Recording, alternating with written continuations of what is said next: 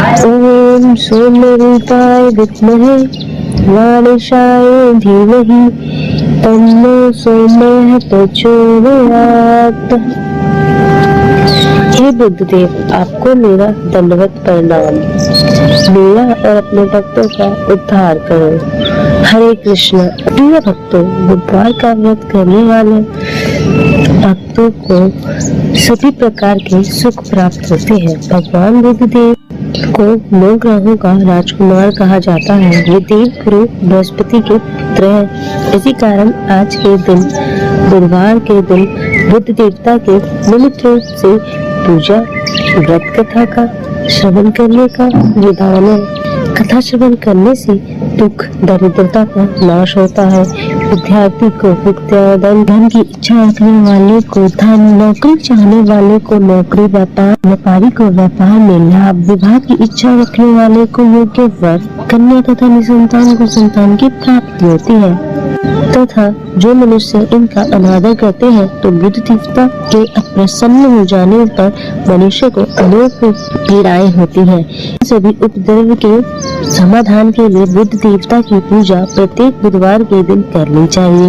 और जो व्यक्ति उनकी कथाओं का श्रवण करता है उन्हें कथा को त्याग कर बीच में ही अन्य कार्य नहीं करने चाहिए। इससे उन्हें दोष लगता है। यदि आप कथा सुन रहे हैं तो पूरा सुनिए, इससे मन चाहे बल की प्राप्ति होती है। आज हम श्रवण करेंगे बुधवार के दिन सुनी जाने वाली भगवान बुद्ध देव की बड़ी ही दुर्लभ एवं पौराणिक व्रत कथा। एक बार महर्षि वशिष्ठ राजा मंधाता के दरबार में पहुँचे। सूचना मिलने पर राजा ने द्वार पर आकर महर्षि का स्वागत किया तथा सभा में ले जाकर उनका आदर सत्कार किया।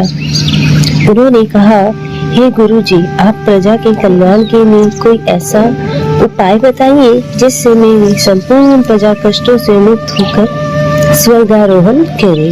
वशिष्ठ जी ने राजा की बात को सुनकर कहा, हे राजन, तुमने बड़ा ही उत्तम प्रश्न किया है, क्योंकि कोई भी व्यक्ति परोपकार की बात नहीं सोचता, केवल अपना ही लाभ देखता है।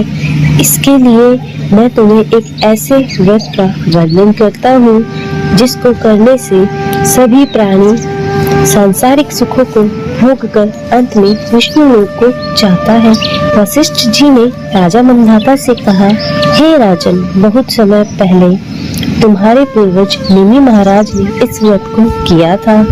महाराज नेमि के वंशज मिथिला देश जनकपुर में राज्य करते थे।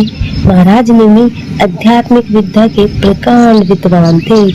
एक बार इन्होंने अपनी विद्या के अभिमान में आकर भगवान बुद्ध का उपहास किया, जिसके फलस्वरूप बुद्ध देवता ने रुष्ट होकर उनके राज्य को नष्ट कर दिया। दूसरे राजाओं ने राज्य पर आक्रमण करके महाराज नेमि को मार डाला। राजा की मृत्यु के पश्चात आक्रमणकारी सेना ने नगर के चारों तरफ से घेर लिया। रानी ने विचार किया, अब हमारे शेष परिजन भी शत्रुओं द्वारा मार डाले जाएंगे, अतः अच्छा यही होगा कि हम चुपके से नगर के बाहर निकल जाएं।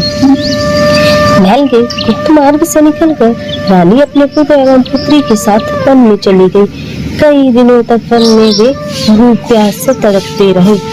किसी प्रकार भटकते भटकते वे उज्जैनी नगरी में जा पहुँचे। बड़ी चेष्टा करने के बाद रानी को एक ब्राह्मण के घर में धान कूटने व आटा पीसने का काम मिल गया। रानी के बच्चे भूख से छटपटा रहे थे। रानी से बच्चों का दुख देखा नहीं गया। उसने 7 चुटकी गेहूं का आटा बच्चों को खाने के लिए दे दिया। बच्चे उसे कच्चा ही खाने लगे। शाम को ब्राह्मण के द्वारा उन्हें मजदूरी के रूप में बहुत सा आटा मिला, जिससे वे अपनी भूख को शांत कर सके। रानी को अपनी चोरी याद न रही, परंतु यमराज की बही खाता में उसकी चोरी लिख ली गई थी। धीरे धीरे समय व्यतीत होता गया। रानी और राजकुमार की सेवाओं से ब्राह्मण देवता बहुत ही प्रसन्न थे। कई बार उनके भेद को ब्राह्मण ने जानना भी चाहा, किंतु हर बार रानी ने उस बात को टाल दिया। एक दिन ब्राह्मण ने उस बालक की हस्तरेखाएं देखकर कहा, यह बालक तो कोई राजकुमार है। इसकी रेखाओं से ऐसा जान पड़ता है कि यह किसी दिन बहुत बड़े साम्राज्य का स्वामी होगा। मुझे ऐसा विश्वास हो रहा है कि तुम लोगों पर किसी देवता का प्रकोप हुआ है, जिसके फलस्वरूप तुम्हें अपार कष्टों को भोगना पड़ रहा है। रानी के नेत्रों से आंसू छलक गए और उसने ब्राह्मण के पैर पकड़कर उस कष्ट के निवारण का उपाय पूछा। ब्राह्मण ने कहा, तुम लोगों पर बुध देवता का प्रकोप है, अतः तुम लोग उनका व्रत करो और कथा सुनो। ऐसा करने से तुम्हारा दुख निश्चित ही दूर हो जाएगा। ब्राह्मणों ने पूजा एवं व्रत की सारी विधि बता दी। ब्राह्मण के कथना अनुसार वो तीनों प्राणी बुध देवता की आराधना एवं व्रत करने लगे। बुध देवता के व्रत और उनकी कथा सुनने से बुध देवता निमि रानी और राजकुमार पर प्रसन्न हुए और उन्होंने उनके पिता निमि का राज्य दिलाने का निश्चय किया। बुध देवता के प्रभाव से मिथिला नगरी में विप्लव हो गया और प्रजा ने नए राजा को मारकर खदेड़ दिया और निमि के पुत्र की खोज आरंभ कर दी।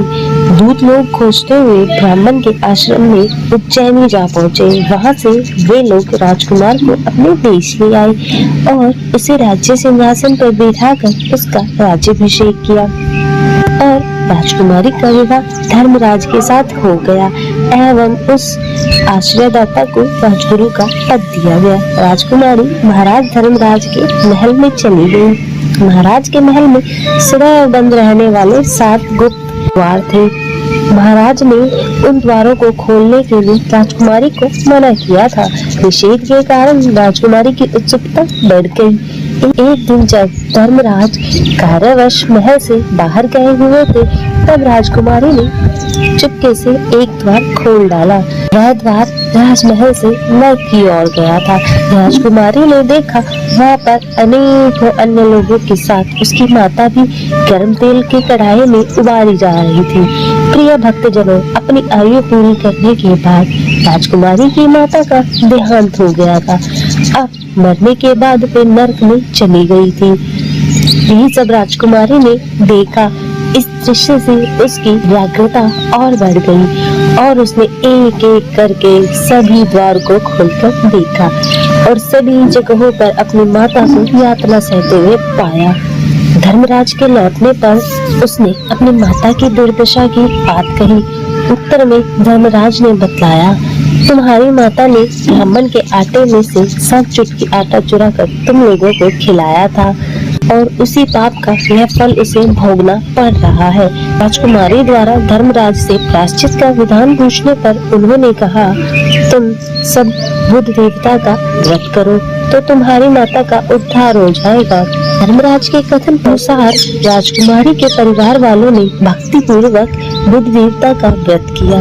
इस प्रकार उन लोगों ने 27 बुधवार तक विधि पूर्वक व्रत किया।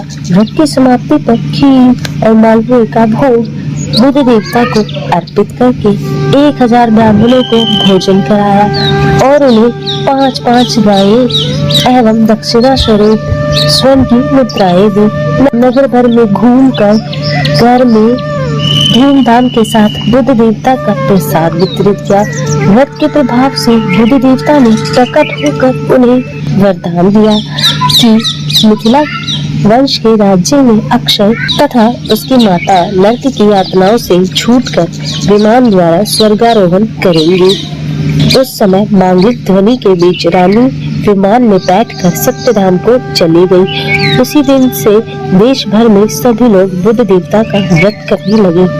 राजा मानधाता से वशिष्ठ जी ने कहा, तुम भी अपनी संपूर्ण प्रजा से इस व्रत का पालन करवाओ। ऐसा करने से तुम्हारे राज्य में वृद्धि होगी। व्यक्ति को अंत में वैकुंठ धाम की प्राप्ति होगी। वशिष्ठ जी के आदेशानुसार ही मानधाता के राज्य में घर घर में बुध देवता का व्रत पूजन किया जाने लगा। इसके फल स्वरूप राजा को भी सभी प्रकार का सुख सौभाग्य प्राप्त हुआ। अतः जो व्यक्ति इस व्रत को करता है वह सभी सुखों को भोग कर अंत में परम धाम को प्राप्त होता है। ओम बूम बुद्धाय नमः। हर हर महादेव। ओम नमः शिवाय। ओम गण गणपते नमः। बोलिए गणेश जी महाराज की जय।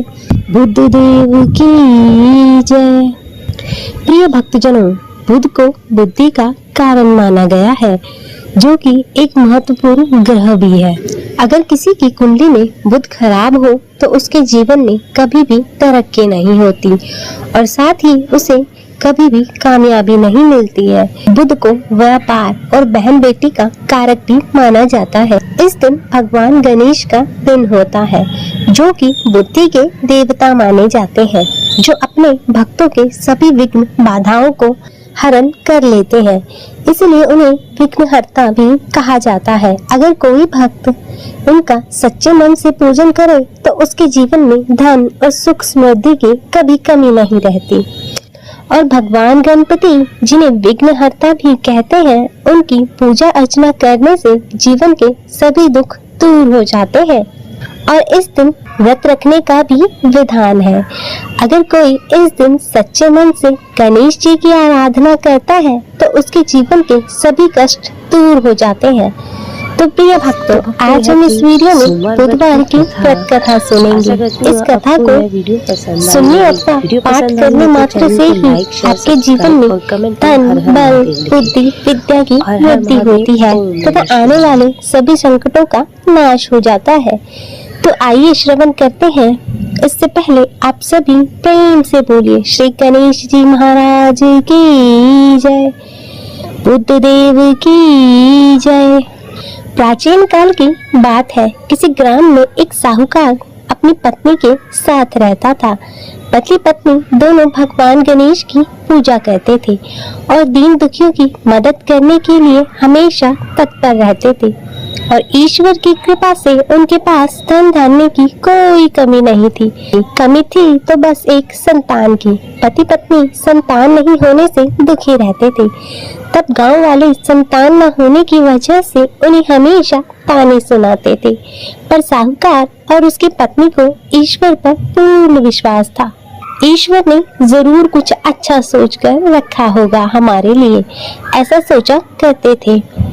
एक बार वह पति पत्नी मंदिर में भगवान गणेश जी के दर्शन और पूजा अर्चना करने गए।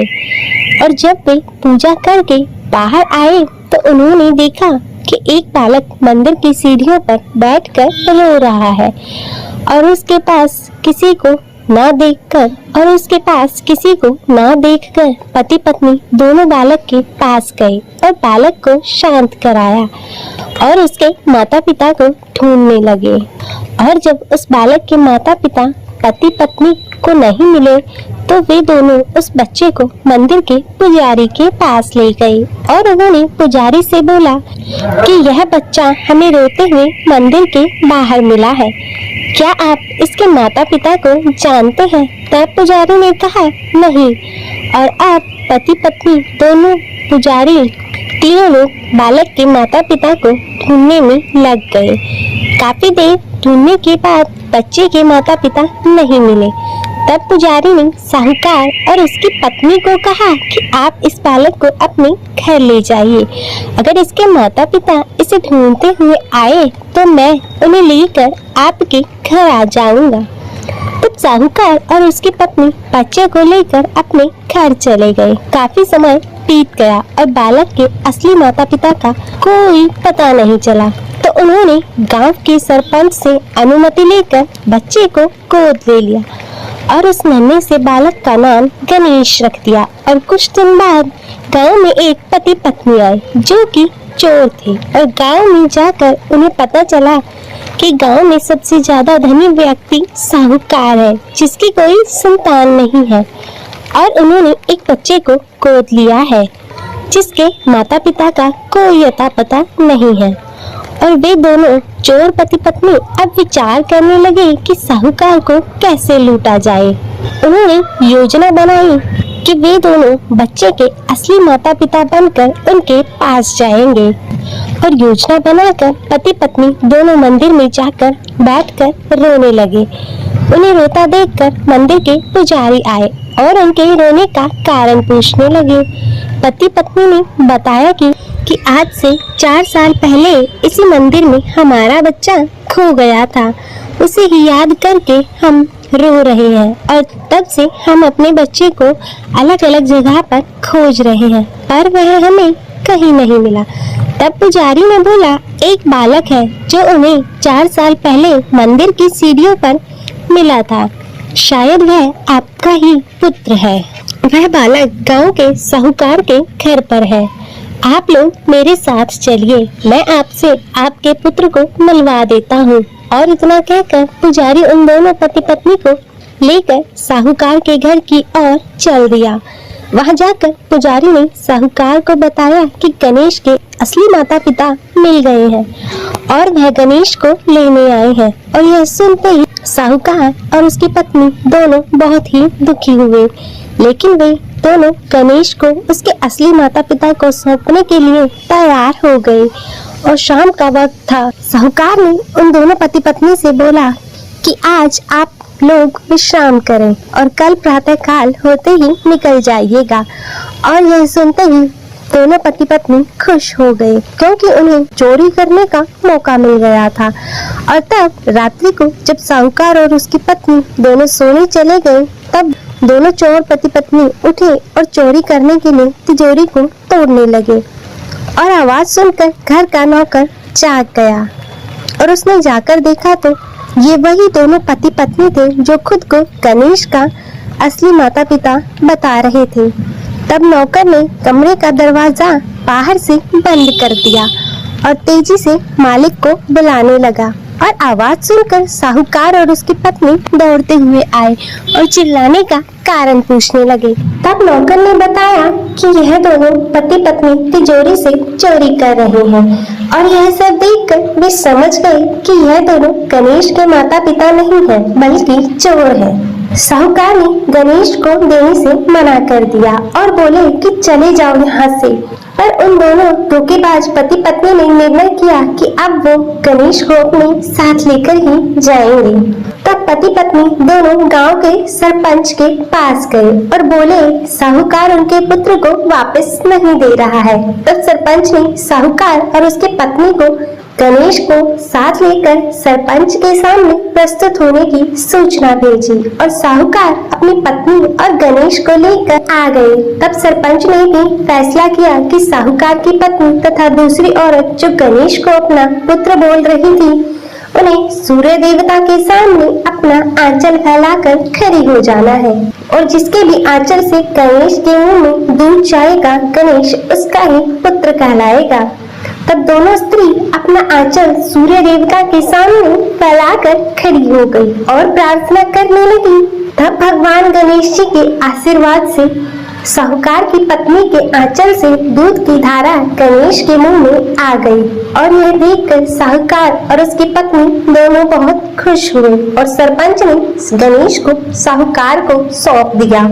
और वहाँ खड़े सभी लोग भगवान गणेश जी की जय जयकार करने लगे। अतः हे गणेश भगवान जी, जैसे कृपा आपने साहूकार और उसकी पत्नी पर की, वैसे ही कृपा इस कथा को कहते सुनते हुंकारा भरते सभी पर बनाए रखना। तो सभी प्रेम से बोलिए गणेश जी महाराज की जय, गणपति बप्पा मोरया। तो आइए सुनते हैं दोतवार व्रत की एक और कथा। उससे पहले आप सभी भक्तजन प्रेम से बोलिए श्री गणेश जी महाराज की जय, बुद्ध देव की जय।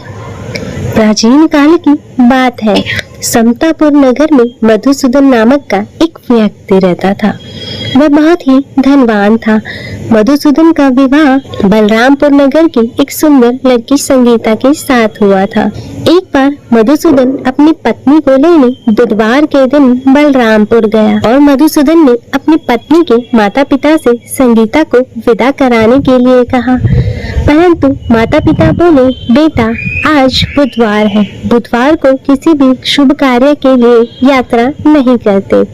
लेकिन मधुसूदन नहीं माना और उसने ऐसे शुभ अशुभ की बातों को ना मानने की बात कही। तब संगीता के माता पिता ने मजबूरी में अपनी बेटी की विदाई की और दोनों ने बैलगाड़ी से यात्रा प्रारंभ की। और 2 कोस की यात्रा के बाद उसकी गाड़ी का पहिया टूट गया और वहां से दोनों ने पैदल यात्रा शुरू की। तब रास्ते में संगीता को प्यास लगी और मधुसूदन उसे एक पेड़ के नीचे बैठाकर जल लेने चला गया। और थोड़ी देर बाद जब मधुसूदन कहीं से जल लेकर वापस आया तो वह बुरी तरह हैरान हो उठा, क्योंकि उसकी पत्नी के पास उसी की शक्ल का दूसरा कोई व्यक्ति बैठा हुआ था। और संगीता भी मधुसूदन को देखकर हैरान रह गई और वह दोनों में कोई अंतर ना कर पाई। तब मधुसूदन ने उस व्यक्ति से पूछा कि तुम कौन हो और मेरी पत्नी के पास क्यों बैठे हो? और मधुसूदन की बातें सुनकर उस व्यक्ति ने कहा, अरे भाई, यह मेरी पत्नी संगीता है। मैं अपनी पत्नी को ससुराल से विदा कराकर लाया हूँ, लेकिन तुम कौन हो जो मुझसे ऐसा प्रश्न कर रहे हो? और यह सुन मधुसूदन ने कहा, तुम कोई चोर या ठग हो। यह मेरी पत्नी संगीता है। मैं इसे पेड़ के नीचे बैठाकर जल लेने गया था। तब इस पर उस व्यक्ति ने कहा, अरे भाई, झूठ तो तुम बोल रहे हो। संगीता को प्यास लगने पर जल लेने तो मैं गया था। मैंने तो जल लाकर संगीता को पिला भी दिया है। अब तुम चुपचाप यहाँ से चलते बनो, नहीं तो किसी सिपाही को बुलाकर तुम्हें पकड़वा दूंगा। और इस तरह एक दूसरे से वे दोनों लड़ने लगे और उन्हें लड़ता देखकर बहुत से लोग वहाँ एकत्रित हो गए। नगर के कुछ सिपाही भी वहाँ आ गए और सिपाही उन दोनों को पकड़कर राजा के पास ले गए और सारी कहानी सुनाकर राजा भी कोई निर्णय नहीं कर पाया। और संगीता भी उन दोनों में से अपने वास्तविक पति को नहीं पहचान पा रही थी और राजा ने दोनों को कारागार में डालने के लिए कहा। तब राजा के फैसले पर असली मधुसूदन भयभीत हो उठा। तभी आकाशवाणी में, मधुसूदन, तूने संगीता के माता पिता की बात नहीं मानी और बुधवार के दिन अपने ससुराल से प्रस्थान किया और यह सब भगवान बुद्ध देव के प्रकोप से हो रहा है। तब मधुसूदन ने भगवान बुद्ध देव से प्रार्थना की कि हे भगवान बुद्ध देव, मुझे क्षमा कर दीजिए। मुझसे बहुत ही बड़ी गलती हुई है और भविष्य में अब कभी बुधवार के दिन मैं यात्रा नहीं करूंगा और सदैव बुधवार को आपका व्रत किया करूंगा। तभी दूसरा व्यक्ति राजा के सामने से गायब हो गया। तब राजा और दूसरे लोग इस चमत्कार को देखकर हैरान हो गए और भगवान बुद्ध देव की इस अनुकंपा से राजा ने मधुसूदन और उसकी पत्नी संगीता को सम्मान पूर्वक विदा किया। और कुछ दूर चलने पर रास्ते में उन्हें बैलगाड़ी मिल गई और टूटा हुआ पहिया भी जुड़ा हुआ था और दोनों उसमें बैठकर क्षमतापुर की ओर चल दिए। तब मधुसूदन और उसकी पत्नी संगीता दोनों बुधवार को व्रत करते हुए आनंद पूर्वक जीवन यापन करने लगे। और इसी तरह भगवान बुद्ध देव की कृपा से उनके जीवन में खुशियां बरसने लगी और जो भी स्त्री पुरुष विधिवत बुधवार का व्रत करके कथा श्रवण करते हैं, भगवान बुद्ध देव उनके सभी कष्टों को दूर करते हैं। अतः हे भगवान बुद्ध देव जी, इस कथा को कहते सुनते हुंकारा भरते सभी पर अपनी कृपा बनाए रखना और सभी के जीवन से कष्टों को दूर करना। तो सभी प्रेम से बोले भगवान बुद्ध देव की जय, गणेश जी महाराज की जय। तो आइए भक्तजनों, अब करते हैं भगवान गणेश जी की आरती। जय गणेश जय गणेश जय गणेश देवा, माता जगी पार्वती पिता महादेवा, माता जगी पार्वती पिता महादेवा, एक दंत दावंत चार भुजाधारी, एक दंत दावंत चार भुजाधारी, मस्तक सिंदूर सोहे मूस की सवारी, मस्तक सिंदूर सोहे मूस की सवारी, पान चढ़े फूल चढ़े हार चढ़े मेवा, लड्डुअन को भोग लगे संत करे सेवा। जय गणेश जय गणेश जय गणेश देवा, माता जाकी पार्वती पिता महादेवा। अंधन को आँख दे तो कोढ़न को काया, पांजन को पुत्र दे तो निर्धन को माया। शूर शाम शरण आए सकल कीज सेवा, जय गणेश जय गणेश जय गणेश देवा, माता जाकी पार्वती पिता महादेवा। की मम्मी की लाज रखो शंभु सूतकारी, कामना को पूर्ण करो जय बलिहारी। जय गणेश जय गणेश जय गणेश देवा, माता जाकी पार्वती पिता महादेवा। गणपति बप्पा मोरया। प्रिय भक्तजनों, मैं उम्मीद करती हूँ कि आपको आज की यह कथा पसंद आई होगी। अगर वीडियो अच्छी लगी हो तो इसे लाइक करें और ज्यादा से ज्यादा शेयर करें और कमेंट में गणेश जी महाराज की जय लिखना ना भूलें। और शिव भक्ति संसार चैनल को सब्सक्राइब कर नोटिफिकेशन बेल को जरूर ऑन कर लें। हर हर महादेव। ओम नमः शिवाय।